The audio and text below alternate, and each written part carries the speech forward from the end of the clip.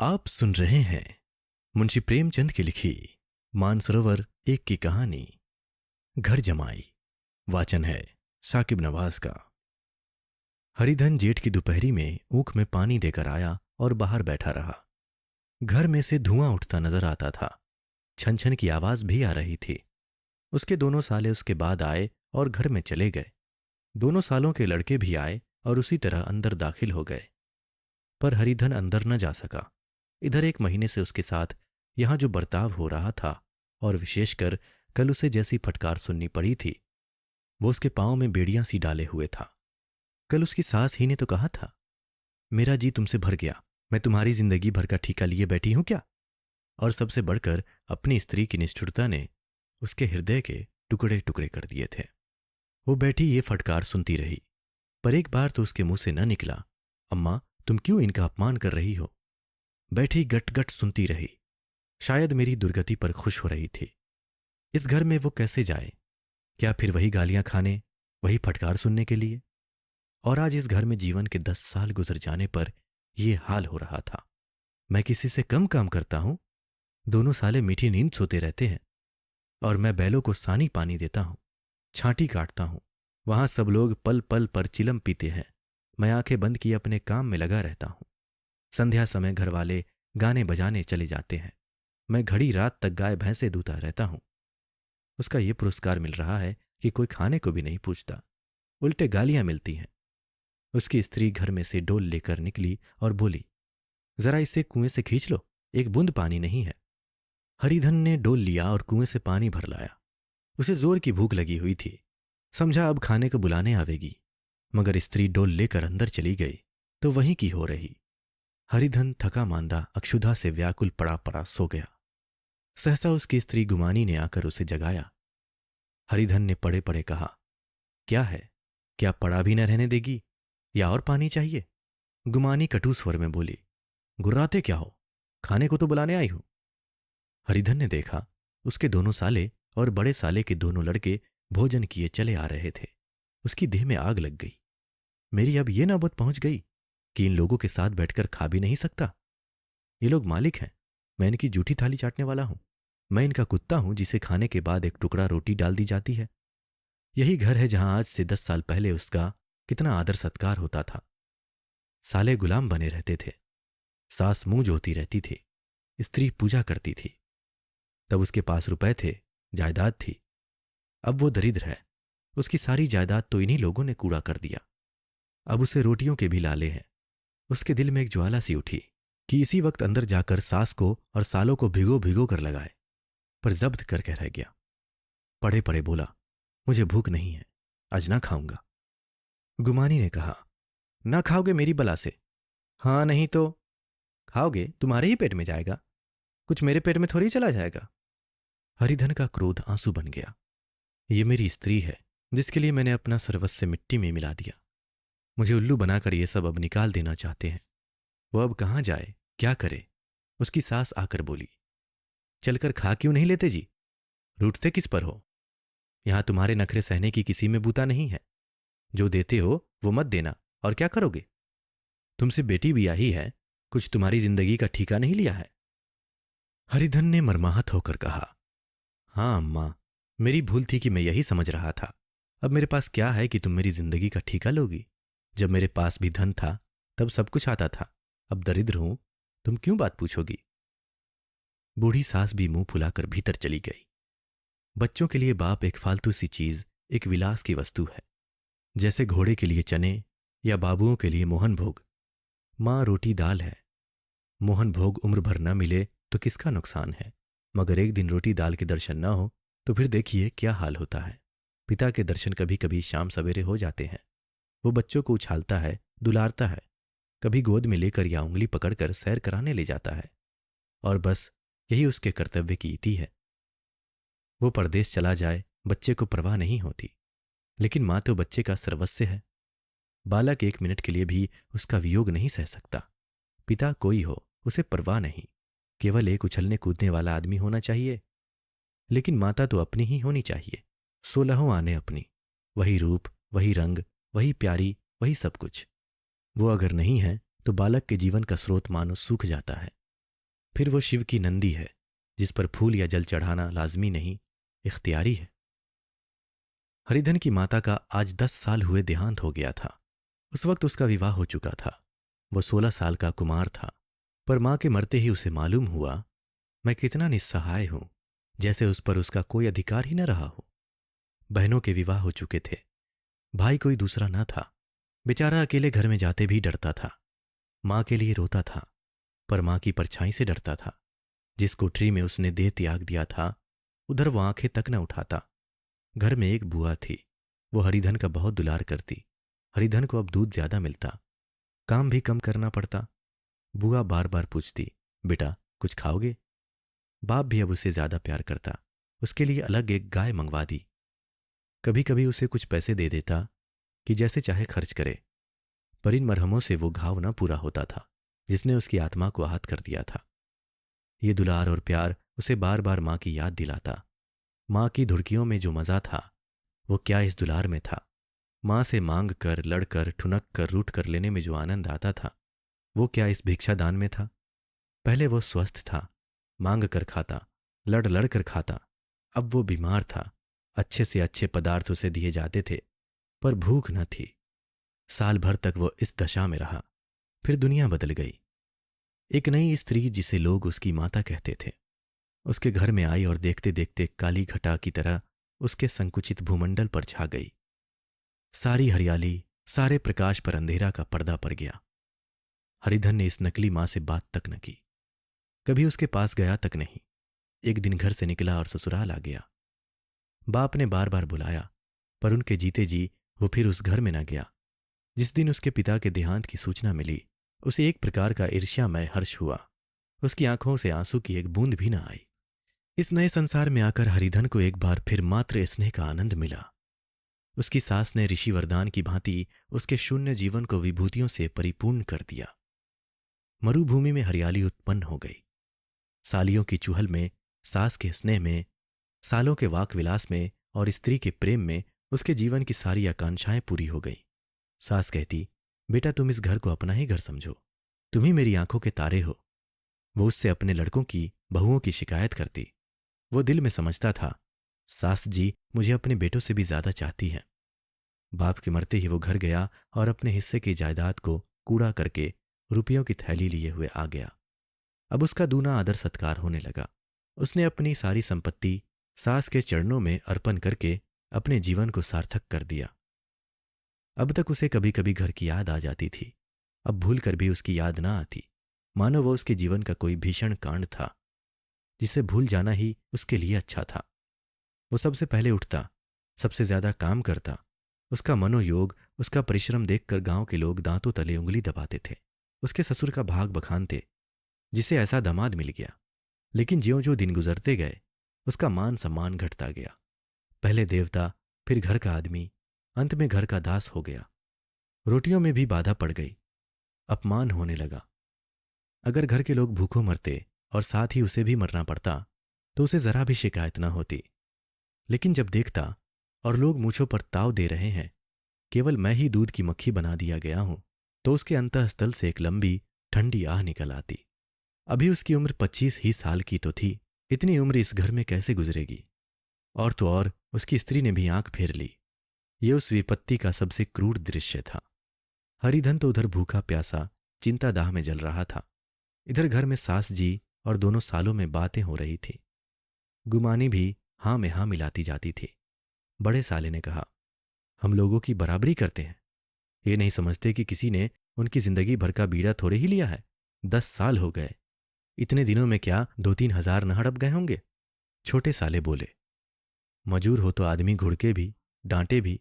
अब उनसे कोई क्या कहे, न जाने इनसे कभी पिंड छूटेगा भी या नहीं। अपने दिल में समझते होंगे मैंने 2000 रुपये नहीं दिए हैं। ये नहीं समझते कि उनके 2000 कब के उड़ चुके। सवा सिर तो 1 जून को चाहिए। सास ने गंभीर भाव से कहा, बड़ी भारी खुराक है। गुमानी माता के सिर से जूं निकाल रही थी। सुलगते हुए हृदय से बोली, निकम्मे आदमी को खाने के सिवा और काम ही क्या रहता है? बड़े, खाने की कोई बात नहीं है, जिसकी जितनी भूख हो उतना खाए, लेकिन कुछ पैदा भी तो करना चाहिए। ये नहीं समझते कि पहुनई में किसी के दिन कटे हैं। छोटे, मैं तो एक दिन कह दूंगा, अब अपनी राह लीजिए, आपका कर्जा नहीं खाया है। गुमानी घरवालों की ऐसी ऐसी बातें सुनकर अपने पति से द्वेष करने लगी थी। अगर वो बाहर से 4 पैसे लाता तो इस घर में उसका कितना मान सम्मान होता, वो भी रानी बनकर रहती। न जाने क्यों कहीं बाहर जाकर कमाते उसकी नानी मरती है। गुमानी की मनोवृत्तियां अभी तक बिल्कुल बालपन की सी थी। उसका अपना कोई घर ना था, उसी घर का हित अहित उसके लिए भी प्रधान था। वो भी इन्हीं शब्दों में विचार करती, इस समस्या को उन्हीं आंखों से देखती जैसे उसके घर वाले देखते थे। सच तो 2000 रुपये में क्या किसी को मोल ले लेंगे? 10 साल में 2000 होते ही क्या है? 200 ही तो साल भर के हुए। क्या 2 आदमी साल भर में 200 भी ना खाए? फिर कपड़े लत्ते, दूध घी सभी कुछ तो है। 10 साल हो गए, एक पीतल का छल्ला नहीं बना। घर से निकलते तो जैसे इनके प्राण निकलते हैं। जानते हैं जैसे पहले पूजा होती थी वैसे ही जन्म भर होती रहेगी। ये नहीं सोचते कि पहले और बात थी, अब और बात है। बहू तो पहले ससुराल जाती है तो उसका कितना महात्म होता है। उसके डोली से उतरते ही बाजे बजते हैं। गांव मोहल्ले की औरतें उसका मुंह देखने आती हैं और रुपए देती हैं। महीनों उसे घर भर अच्छा खाने को मिलता है, अच्छा पहनने को। कोई काम नहीं लिया जाता, लेकिन 6 महीनों के बाद कोई उसकी बात भी नहीं पूछता। वो घर भर की लौंडी हो जाती है। उनके घर में मेरी भी तो वही गति होती, फिर काहे का रोना। जो ये कहो कि मैं तो काम करता हूं तो तुम्हारी भूल है। मजूर की और बात है, उसे आदमी डांटता भी है, मारता भी है। जब चाहता है रखता है, जब चाहता है निकाल देता है। कसकर काम लेता है। ये नहीं कि जब जी में आया कुछ काम किया, जब जी में आया पढ़कर सो रहे। हरिधन अभी पड़ा अंदर ही अंदर सुलग रहा था कि दोनों साले बाहर आए और बड़े साहब बोले, भैया उठो, तीसरा पहर ढल गया, कब तक सोते रहोगे? सारा खेत पड़ा हुआ है। हरिधन चट उठ बैठा और तीव्र स्वर में बोला, क्या तुम लोगों ने मुझे उल्लू समझ लिया है? दोनों साले हक्का बक्का हो गए। जिस आदमी ने कभी जबान नहीं खोली, हमेशा गुलामों की तरह हाथ बांधे हाजिर रहा, वो आज एकाएक इतना आत्माभिमानी हो जाए, ये उनको चौंका देने के लिए काफी था। कुछ जवाब न सूझा।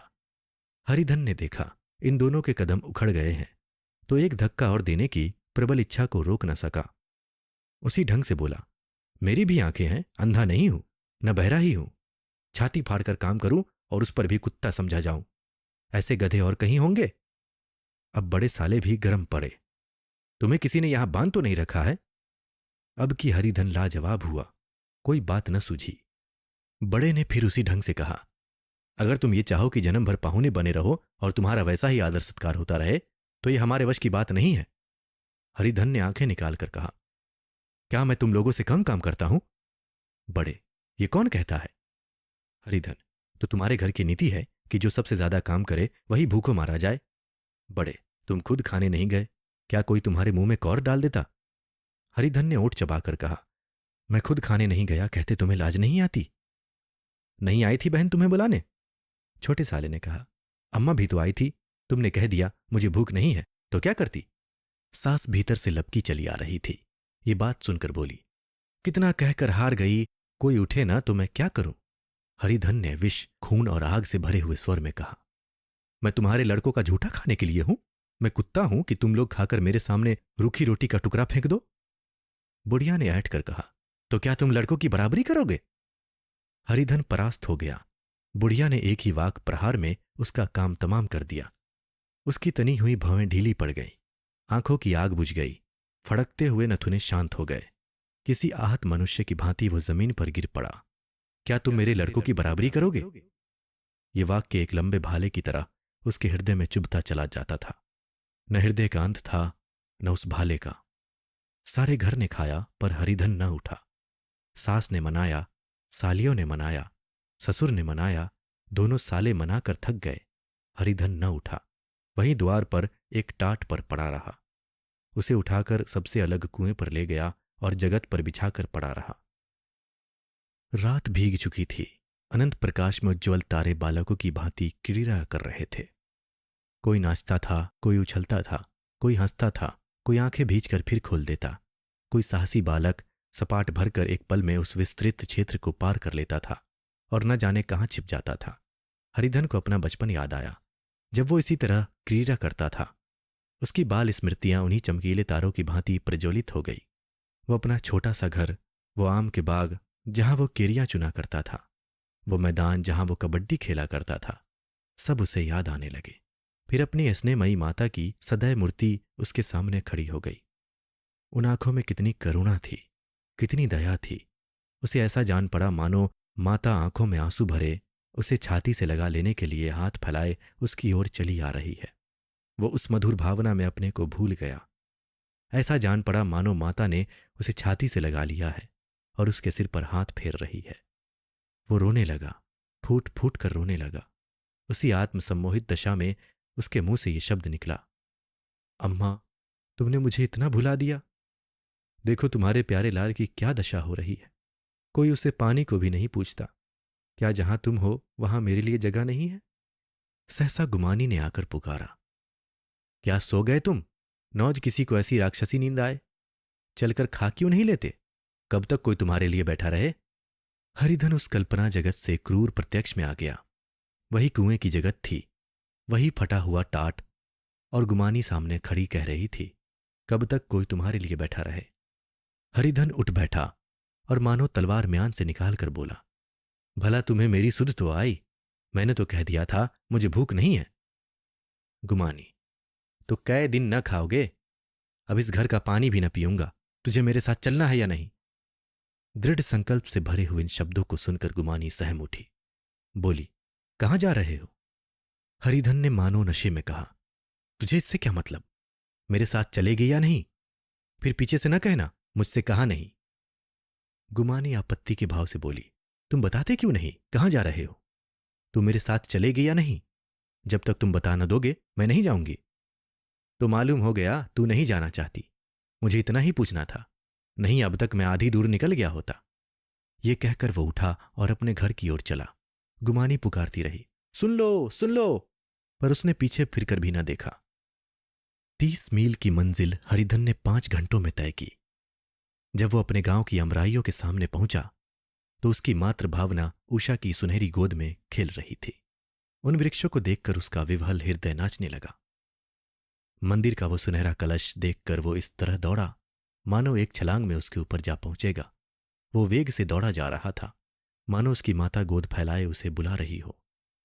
जब वो आमों की बाग में पहुंचा, जहां डालियों पर बैठकर वो हाथी की सवारी का आनंद पाता था, जहां की कच्ची बेरों और लिसोड़ों में एक स्वर्गीय स्वाद था, तो वो बैठ गया और भूमि पर सर झुकाकर रोने लगा, मानो अपनी माता को विपत्ति कथा सुना रहा हो। वहां की वायु में, वहां के प्रकाश में मानो उसकी विराट रूपिणी माता व्याप्त हो रही थी। वहां की अंगुल अंगुल भूमि माता के पद चिन्हों से पवित्र थी। माता के स्नेह में डूबे हुए शब्द अभी तक मानो आकाश में गूंज रहे थे। इस वायु और इस आकाश में न जाने कौन सी संजीवनी थी जिसने उसके शुरकात हृदय को बलोत्साहत से भर दिया। वो एक पेड़ पर चढ़ गया और उधर से आम तोड़ तोड़कर खाने लगा। सास के वो कठोर शब्द, स्त्री का वो निष्ठुर आघात, वो सारा अपमान वो भूल गया। उसके पांव फूल गए थे, तलवों में जलन हो रही थी, पर इस आनंद में उसे किसी बात का ध्यान न था। सहसा रखवाले ने पुकारा, वो कौन ऊपर चढ़ा हुआ है रे? उतर अभी, नहीं तो ऐसा पत्थर खींच के मारूंगा कि वहीं ठंडे हो जाओगे। उसने कई गालियां भी दी। इस फटकार और इन गालियों में इस समय हरिधन को अलौकिक आनंद मिल रहा था। वो डालियों में छिप गया, कई आम काट काट कर नीचे गिराए और जोर से ठट्ठा मारकर हंसा। ऐसी उल्लास से भरी हुई हंसी उसने बहुत दिन से न हंसी थी। रखवाले को वो हंसी परिचित सी मालूम हुई, मगर हरिधन यहां कहां, वो तो ससुराल की रोटियां तोड़ रहा है। कैसा हंसोड़ा था, कितना चिबिल्ला, न जाने बेचारे का क्या हाल हुआ। पेड़ की डाल से तालाब में कूद पड़ता था। अब गांव में ऐसा कौन है? डांट कर बोला, वहां बैठे बैठे हंसोगे तो आकर सारी हंसी निकाल दूंगा, नहीं सीधे से उतर जाओ। वो गालियां देने जा रहा था कि एक गुठली आकर उसके सिर पर लगी। सिर सहलाता हुआ बोला, ये कौन शैतान है? नहीं मानता, ठहर तो, मैं आकर तेरी खबर लेता हूं। उसने अपनी लकड़ी नीचे रख दी और बंदरों की तरह चटपट ऊपर चढ़ गया। देखा तो हरिधन बैठा मुस्कुरा रहा है। चकित होकर बोला, अरे हरिधन, तुम यहां कब आए? इस पेड़ पर कब से बैठे हो? दोनों बचपन सखा वहीं गले मिले। यहां कब आए? चलो घर चलो भले आदमी। क्या वहां आम भी मैसर न होते थे? हरिधन ने मुस्कुरा कर कहा, मंगरू, इन आमों में जो स्वाद है वो और कहीं के आमों में नहीं है। गांव का क्या रंग ढंग है। मंगरू, सब चैन चान है भैया, तुमने तो जैसे नाता ही तोड़ लिया। इस तरह कोई अपना गांव घर छोड़ देता है? जब से तुम्हारे दादा मरे सारी गिरस्ती चौपट हो गई। 2 छोटे छोटे लड़के हैं, उनके किए क्या होता है? हरिधन, मुझे अब उस गिरस्ती से क्या वास्ता है भाई? मैं तो अपना ले दे चुका, मजूरी तो मिलेगी ना। तुम्हारी गैया मैं ही चरा दिया करूंगा, मुझे खाने को दे देना। मंगरू ने अविश्वास के भाव से कहा, अरे भैया कैसी बात करते हो, तुम्हारे लिए जान तक हाजिर है। क्या ससुराल में अब न रहोगे? कोई चिंता नहीं, पहले तो तुम्हारा घर ही है, उसे संभालो। छोटे छोटे बच्चे हैं, उनको पालो। तुम नई अम्मा से नाहक डरते थे, बड़ी सीधी है बेचारी, बस अपनी मां ही समझो। तुम्हें पाकर तो निहाल हो जाएगी, अच्छा घरवाली को भी तो लाओगे। हरिधन, उसका अब मुंह ना देखूंगा, वो मेरे लिए मर गई। मंगरू, तो दूसरी सगाई हो जाएगी, अब की ऐसी मेहरिया ला दूंगा कि उसके पैर धो धोकर पियोगे। लेकिन कहीं पहली भी आ गई तो? हरिधन, वो ना आएगी। हरिधन अपने घर पहुंचा तो दोनों भाई भैया आए कहकर भीतर दौड़े और मां को खबर दी। उस घर में कदम रखते ही हरिधन को ऐसी शांति महिमा का अनुभव हुआ मानो वो अपनी मां के गोद में बैठा हुआ है। इतने दिनों ठोकरे खाने से उसका हृदय कोमल हो गया था। जहां पहले अभिमान था, आग्रह था, हेकड़ी थी, वहां अब निराशा थी, पराजय थी और याचना थी। बीमारी का जोर कम हो चला था, अब उस पर मामूली दवा भी असर कर सकती थी।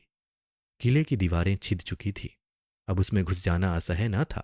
वही घर जिससे वो एक दिन विरक्त हो गया था, अब गोद फैलाए उसे आश्रय देने को तैयार था। हरिधन का निरवलंबन मन यह आश्रय पाकर मानो तृप्त हो गया। शाम को विमाता ने कहा, बेटा तुम घर आ गए, हमारे धनभाग, अब इन बच्चों को पालो। मां का नाता न सही, बाप का नाता तो है ही। मुझे एक रोटी दे देना, खाकर एक कोने में पड़ी रहूंगी। तुम्हारी अम्मा से मेरा बहन का नाता है, उस नाते से भी तो तुम मेरे लड़के होते हो।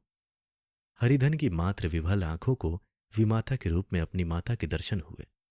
घर के एक एक कोने में मात्र स्मृतियों की छटा चांदनी की भांति छिटकी हुई थी। विमाता का प्रौढ़ मुखमंडल भी उसी छटा से रंजित था। दूसरे दिन हरिधन फिर कंधे पर हल रखकर खेत को चला। उसके मुख पर उल्लास था और आंखों में गर्व। अब वो किसी का आश्रित नहीं, आश्रयदाता था, किसी के द्वार का भिक्षुक नहीं, घर का रक्षक था।